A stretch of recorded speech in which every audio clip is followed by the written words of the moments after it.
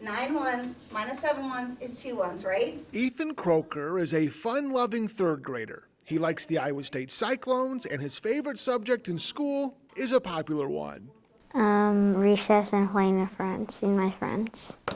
And everyone who gets to play at recess with Ethan knows they're in for some fun. Ethan's a pretty happy kid. He likes to laugh and joke around with friends and family. He likes to do things his way as well. Very, very, very curious kid. Always wants to just know about things. He was soaring through his second grade year at Maple Grove until a few days before spring break. Well, I was just in person then when my stomach started hurting, and then I had to go home. Just thinking, okay, it's a cold, but you don't know. With the pandemic happening, we're like, okay, we're gonna keep him home. On Sunday, we went to the hospital because it kept going on with the stomach pain.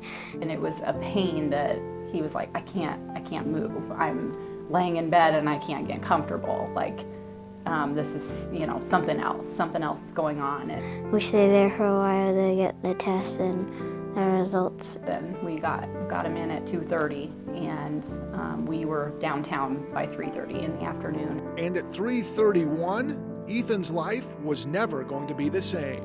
Because they found it out that I had cancer and Burkitt's lymphoma, and they got rid of that cell in my body right here. Burkitt's lymphoma, it doubles in size between 24 and 48 hours. So they wanted to get ahead of it before it got so bad. A successful surgery on Friday night was great news to Ethan and his entire family, but the hard work was only beginning. Chemo started Monday after another tough conversation. We need to take some medicine that's not going to make you feel well, but this is what it's going to do and why we're going to do that. And he never batted an eye at the whole thing. Ethan never heard why me, poor me, was never upset with it. It was okay. This is what we're going to do, and away we went. Chemotherapy isn't easy, and there were some really tough days along the way. It gave me side effects to lose my hair, and it gave me fevers and mouth sores. And once when I had mouth sores, I couldn't eat for I only had one meal a day, which wasn't even really a meal. Through the difficult days, Ethan's toughness shined through. It was about this time when he started to ask about his classmates and schoolwork. His friends in second grade were missing him too. When we finally got the diagnosis, I kind of had to take a break, and I just said he was recovering for a while. And then Nurse Lisa and I kind of came up with a game plan, and she came and talked to them, and we just talked through it together and gave them a lot of information about, how he's doing awesome, he's a fighter, he's going to do wonderful. And although, when we hear the cancer word, it's a big scary thing, we just know Ethan, and we know his heart, and we know his fight, and we know his desire, and we know that he's going to push through it. With his fellow second graders, his family, and a great team of providers at Blank Children's Hospital, Ethan began feeling better. Different classes sent different letters, and everyone in the class sent one letter from themselves. They gave me a toy to use in the hospital so I could feel better. Now I have a big bin of toys.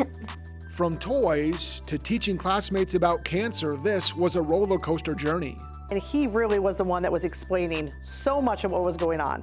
He was able to explain his chemotherapy. He was able to explain, the schedule, what they do with the port. And I think that was really eye-opening for the kiddos, and that just kind of made them even want to get behind Ethan more. Another part of Ethan's recovery process takes us to Ames. He was Iowa State's kid captain of the day earlier this season. I walked out on the field with Greg Eisworth and Brock Purdy.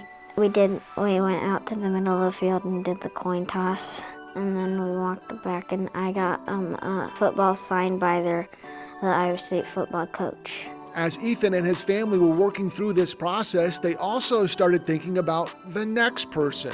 How can they turn their difficult situation into a positive? It seemed like for forever, but we were in it for 4 to 5 months, and now he's well.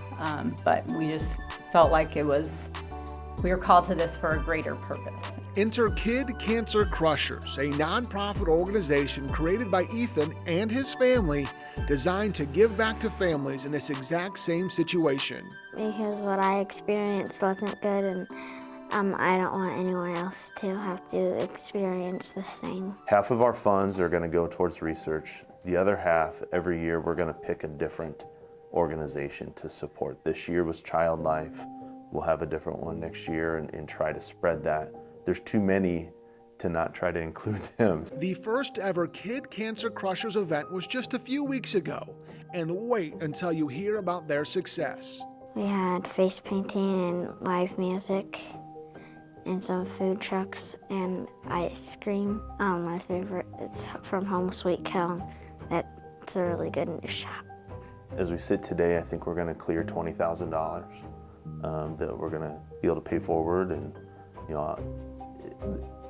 more than what we could ever have dreamed that we could get to. We just thought, hey, let's just try this and see what happens. And clearly we got some legs here. Kid Cancer Crushers has turned into a celebration of success for our friend Ethan. He beat cancer as a second grader and returned to Maple Grove as a third grader this year. I mean, it was very emotional.